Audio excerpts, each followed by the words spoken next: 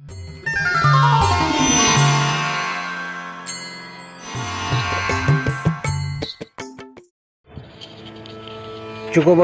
শ্রীরামকৃষ্ণের 189তম জন্মতিথি উপলক্ষে আজকের নাটক অলীক স্বপ্ন।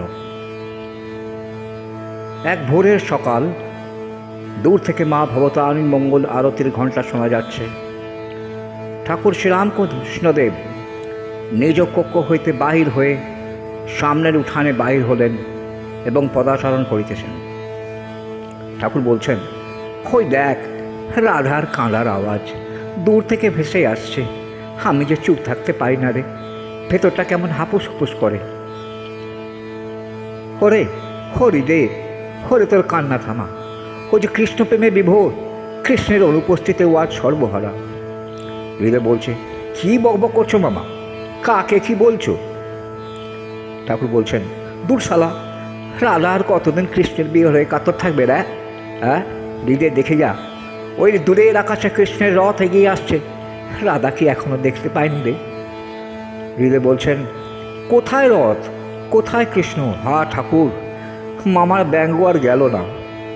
ঠাকুর বলছেন, অবশেষে রাধাকৃষ্ণের মিলন হলো, আজ সবাই আনন্দিত, এই মিলন মধুর। হৃদয় বলছে, ও বুঝতে পেরেছি, আজ ঝুলন যাত্রা, তুমি তাই রাধাকৃষ্ণের প্রেমে বিভোর, তুমি আনন্দে পুলকিত। ঠাকুর বলছেন, শুধু আমি নয় রে, সব নরনারী আজ নিজস্ব প্রেমে আত্মমগ্ন। রাধাকৃষ্ণের মিলন আজই সমস্ত ভক্তদের আদর্শ। দেখছিস না, কৃষ্ণের বাঁশি শুনে রাধা আজ সবাইকে উপেক্ষা করে পাগলের মতো দৌড়তে শুরু করেছে এবং পরস্পর মিলিত হয়েছে। হৃদয়, বাবা, তুমি দেখছি রাধাকৃষ্ণের ভাবকে ঊর্ধ্বমুখী।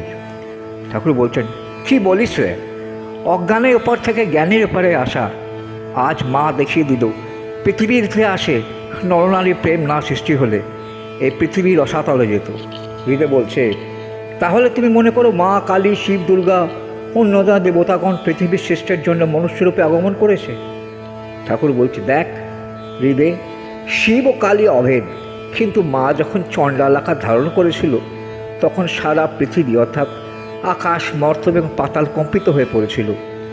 দেবতাগণ মাকে থামাবার জন্য শিবের আরাধনায় উপবিষ্ট হলো এবং অবশেষে ক্ষিপ্ত উন্মত্ত চণ্ডাল মাকে স্তব্ধ করা গেল। হৃদয়, কিন্তু এটা তো মিলন হলো না, এটা তো এক বিশাল ভয়ঙ্কর রক্তারক্ত বিভীষিকার পরিসমাপ্তি। ঠাকুর বলছেন, ওরে মৃত্যুর যেমন বিভিন্ন রকম উপমা আছে রে, তেমনি পৃথিবীতে বিভিন্ন ঘটনায় মিলনের সমাপ্তি আছে। হৃদয়, এক কাজ করো মামা, আমি একজন মামি ধরে নিয়ে আসি। ঠাকুর বলছেন, সে তো আগেই ঠিক আছে। কোথায় গো? ওই জয়রামবাটির এক দরিদ্র ব্রাহ্মণের কন্যা। সে কি গো, তুমি তাকে চেনো? চিনব না? সেও মা ভবতারিণীর চিন্ময় রূপ, সরস্বতী জ্ঞান দায়নি, পৃথিবীতে জ্ঞান দিতে এসছে। হৃদয় বলছে, তাকে নিয়ে এসো তাহলে। ঠাকুর বলছেন, সময়কালে মাই তাকে এখানে আনবে রে, সেই হবে জীবন্ত দুর্গা, সৎ এবং অসতের মা। হৃদয় বলছে, কবে তার পদধূলি এই তীর্থে পড়বে? আমরা তার জন্য অধীর আগ্রহে অপেক্ষা করছি। ঠাকুর বলছেন, সে আসছে, আমি পুলকিত এবং রোমাঞ্চ তার জন্য। হৃদয়, ও বাবা, চুপি চুপি মায়ের নাম করে মাসির প্রেমে বিভোর। ওরে বোকা, হে এক অন্য মিলন হবে। হৃদয়, সেটা কীরকম? বুঝছি, আগে ওকে এখানে আসতে দে। হৃদয় বলছেন, এটা কী হবে রাধাকৃষ্ণ মিলনের চেয়েও মধুর? ওরে হ্যাঁ রে, সারা বিশ্ব ব্রহ্মাণ্ড অবাক হয়ে যাবে রে এই অদ্ভুত মিলনের ফলে। সেটা কীরকম? আগামী কালী পুজোর দিন মধ্যরাত্রির পর মা ভবতারিণীর রূপে সাজিয়ে আমি ওকে জীবন্ত মা কালী হিসেবে পুজো করব। হৃদয় বলছে, স্ত্রীকে পুজো?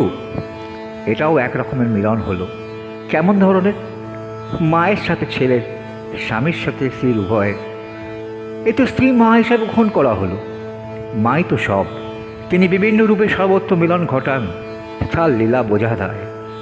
চোখ বন্ধ করে ডান হাত ঊর্ধ্বমুখী হয়ে ভাব মুখে মায়ের নাম জপ করতে লাগলেন।